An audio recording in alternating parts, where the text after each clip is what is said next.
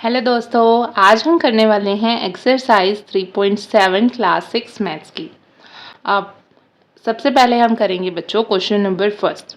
अब question number first के अंदर क्या है बच्चों? क्वेश्चन नंबर फर्स्ट में है Renu purchases 2 bags of fertilizers of weight 75 kg and 69 kg। अब रेनू ने 2 बैग खरीदे हैं, ठीक है, फर्टिलाइजर्स के। एक बैग जो है वो है 75 kg का और दूसरा बैग जो है वो है 69 kg का। अब हमें क्या निकालना है इसके अंदर? Find the maximum value of weight which can measure the weight of fertilizers exact number of times. अब सबसे पहले देखो हमें क्या निकालना है बच्चों, इसमें क्या बोला है? Maximum value. अब मैक्सिमम वैल्यू निकालनी है। अब एक बात बताओ, जो हमारा HCF होता है, HCF और LCM दो चीज़ें देखी हैं हमने। HCF हमारा होता है highest common factor.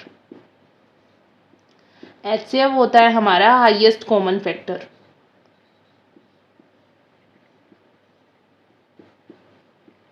And LCM होता है हमारा लीस्ट कॉमन मल्टीपल।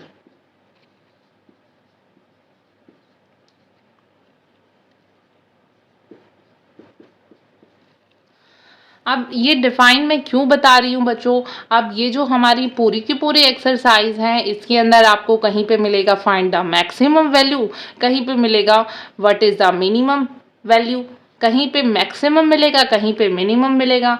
तो आपको ध्यान रखना है, आपको बिल्कुल आना चाहिए कि जहाँ पर भी आपको मैक्सिमम वर्ड मिल रहा है,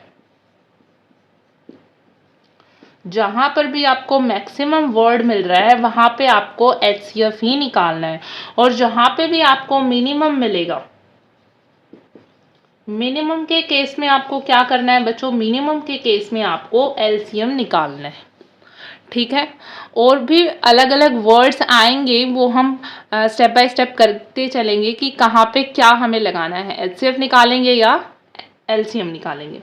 अब इसके अंदर देखो फर्स्ट क्वेश्चन में क्या बोला है? फर्स्ट क्वेश्चन में बोला है फाइंड द मैक्सिमम वैल्यू।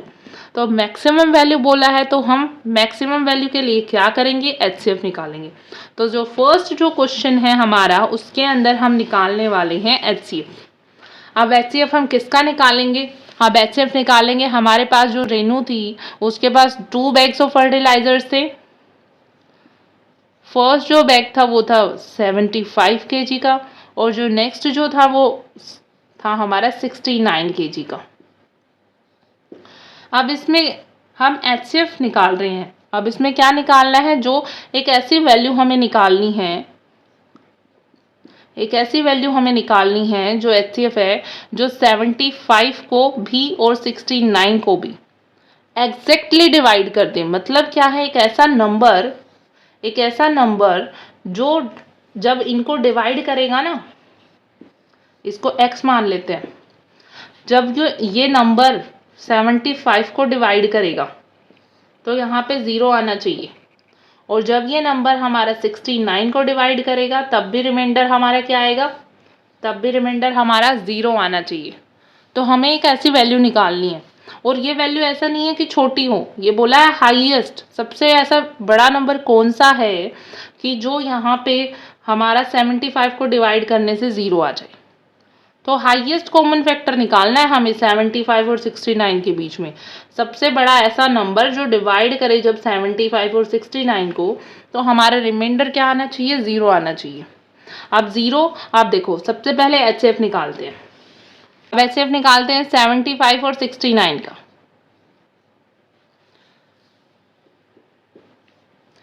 75 और 69 का HCF कैसे निकालेंगे? सबसे पहले हम प्राइम फैक्टराइजेशन करेंगे 75 की और 69 की भी प्राइम फैक्टराइजेशन करेंगे। तो सबसे पहले करो बच्चों 75 की प्राइम फैक्टराइजेशन।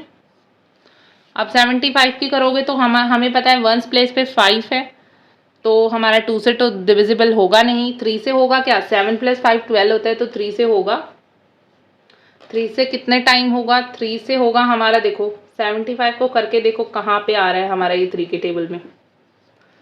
3 2 ज़ा 6, 7 में से 6 जब सब्ट्रैक्ट करेंगे 1 बचेगा हमारा, 5 नीचे आएगा तो 15 और 3 5 हमारा होगा 15, तो 25 टाइम्स, तो हमारा क्या आ जाएगा 25 आएगा। और 25 हमें पता है जो हमारा 5 के टेबल से ही डिविजिबल होता है, 5 5 और अगेन 5 एक प्राइम नंबर है तो 5 के टेबल से ही होगा।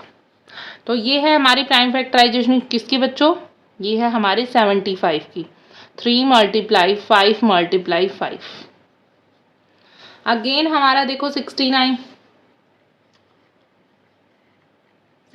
के प्राइम फैक्टराइजेशन करो।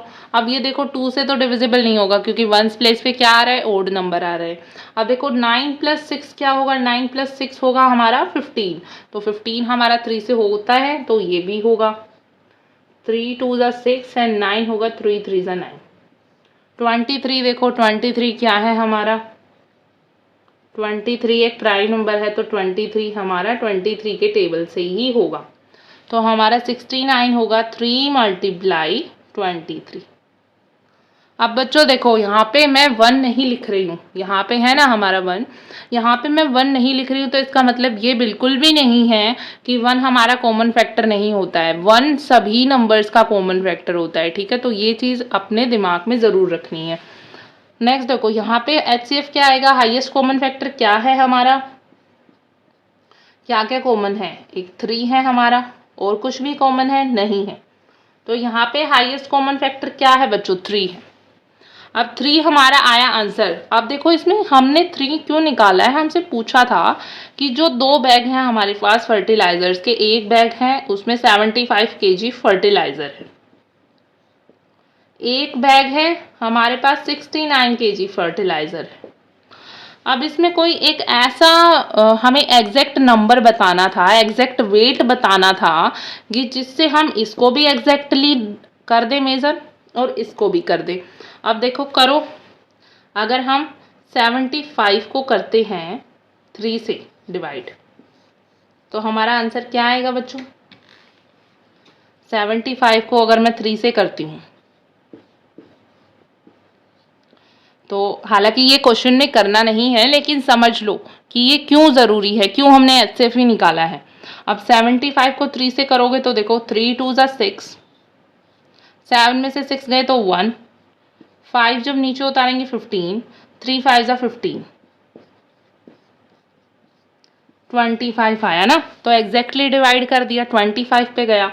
तो अब इसके अंदर ये क्यों ज़रूरी है, आप देखो जब 75 kg का जो बैग है हमारे पास, 75 kg का जो बैग है हमारे पास, उसको हम ना 3 kg के वेट से मेज़र करेंगे।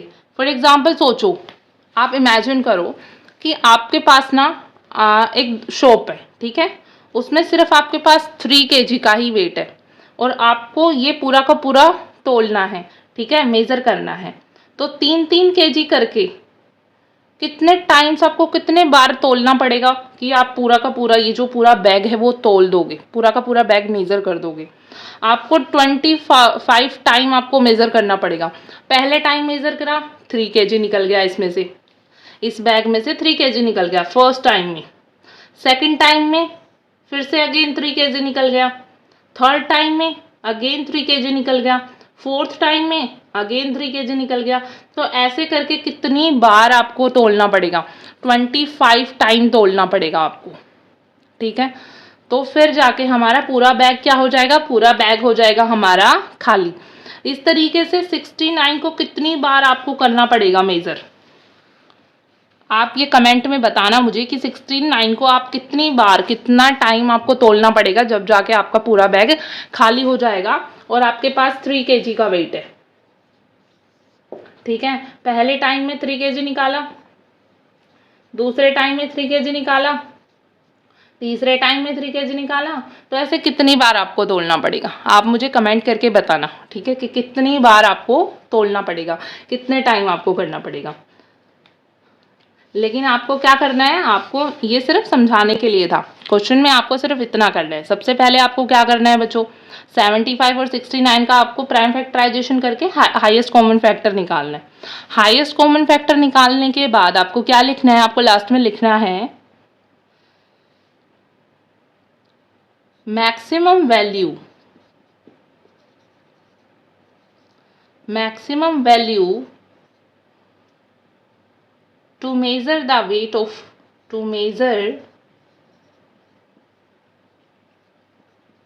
weight of fertilizers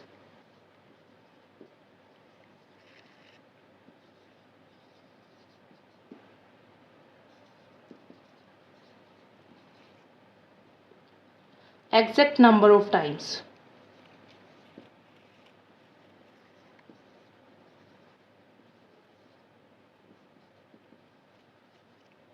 Is 3 kg. क्या होगी बच्चों? 3 kg होगी। ये मैक्सिमम वैल्यू है जो आपके 75 वाले बैग को भी और 69 kg वाले बैग को भी एग्जैक्टली आपको मेजर करके देगी। ठीक है, तो ये था हमारा क्वेश्चन नंबर फर्स्ट। थोड़ा सा बड़ा हो गया है लेकिन सिर्फ समझाने के पर्पज से हुआ है, लेकिन कॉपी में आपको, नोटबुक में या पेपर में आपको सिर्फ इतना ही करना है। ठीक है बच्चों, नेक्स्ट है question number second. Question number second के अंदर क्या है? क्वेश्चन नंबर सेकंड में है हमारे पास 3 boys step off together from the same spot. Their steps measure 63 centimeter, 70 centimeter and 77 centimeter respectively. What is the minimum distance each should cover so that all can cover the distance in complete steps? अब देखो इसके अंदर क्या है, 3 लड़के दिए गए हैं, एक सेम स्पॉट से हमारे वो चलना शुरू करी हैं। ठीक है, सेम जो पॉइंट है ना, सेम पॉइंट से चलना शुरू करें हैं तीनों के तीनों लड़के। 3 लड़के हैं, इस पॉइंट से चलना शुरू करें हैं, यहाँ से चलना शुरू किया है। अब हर एक का क्या है, स्टेप जो है ना, स्टेप, अब पहला जो बच्चा है उसका स्टेप है 63 सेंटीमीटर। पहला जो बच्चा है उसका स्टेप है 63 सेंटीमीटर। दूसरा जो बच्चा है उसका स्टेप है 70 सेंटीमीटर।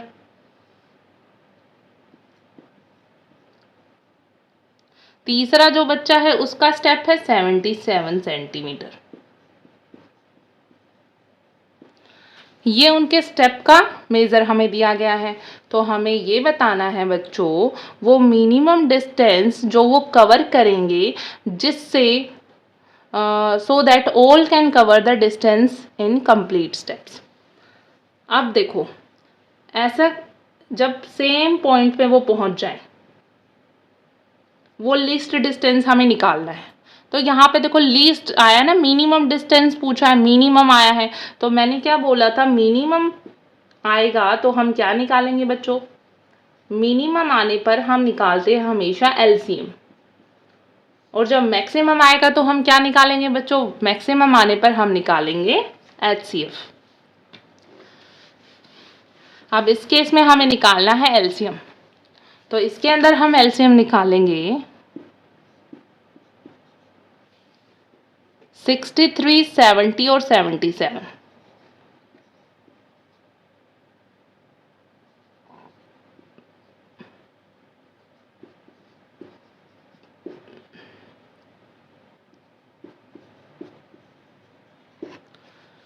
इनका हम तीनों नंबर्स का क्या निकालेंगे, एलसीएम। एलसीएम निकालने के लिए हम डिवीजन मेथड भी यूज़ कर सकते हैं और प्राइम फैक्टराइजेशन भी यूज़ कर सकते हैं। तो इसके अंदर हम एलसीएम मेथड यूज़ करते हैं, जो हमारा डिवीजन मेथड जिसको बोलते हैं। तीनों ही नंबर हम लेते हैं। अब एक बात बताओ बच्चों कि जो हमारा 63 है और 70 है और 77, ये हमारा 2 के टेबल में कोई सा भी आता है क्या? 2 के टेबल में 63 तो नहीं आता, लेकिन 70 हमारा आता है। तो 70 आता है, कितने टाइम आता है? 63 नहीं आता तो 63 को लिखेंगे ऐसे ही। 70 आता है, 70 आता है हमारा, देखो कितने पे आता है 70, 2 3 ज़ा 6, 7 में से 6 सब्ट्रैक्ट करेंगे तो हमारा क्या आएगा बच्चों, 7 में से 6 किया तो 1, देन 0, 2 5 ज़ा 10, तो ये हमारा आ गया 35 टाइम्स। 77 आता नहीं है तो एज इट इज़ हमारा ये आ जाएगा। नेक्स्ट अब देखो 2 के टेबल में इनमें से कोई सा भी आता है, नहीं आता। 3 में देखो क्या आता है, 6 + 3 9, तो ये आता है हमारा 3 में। ये आता है हमारा 3 2 ज़ा 6 और 3 1 ज़ा 3। 35 आता है, 5 + 3 8 होता है, 8 नहीं आता हमारा, तो 35 का एज इट इज़ हमारा ये आएगा नीचे। 77 7 + 7 14, तो 3 से होगा, नहीं होगा।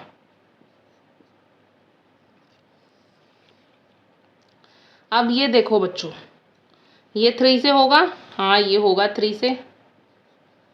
3 7 ज़ा 21, 35 नहीं होगा 3 से, अगेन हमारा 77 भी नहीं होगा। नेक्स्ट हमारा देखो 5 में, अब देखो 3 में तो ये होंगे नहीं, 4 में भी नहीं आएगा, इनमें से कोई सा भी। 5 में आएगा, कौन सा? 5 में ये तो नहीं होगा, ये भी नहीं होगा, पर ये होगा 35। 5 7 ज़ा 7 नहीं आएगा, तो एज इट इज़ उतारेंगे, और 77 भी नहीं आएगा। अब देखो ये हमारा 7 प्राइम नंबर है, 7 में ही आएगा, ये भी 1 पे आएगा, और ये 11 पे आएगा।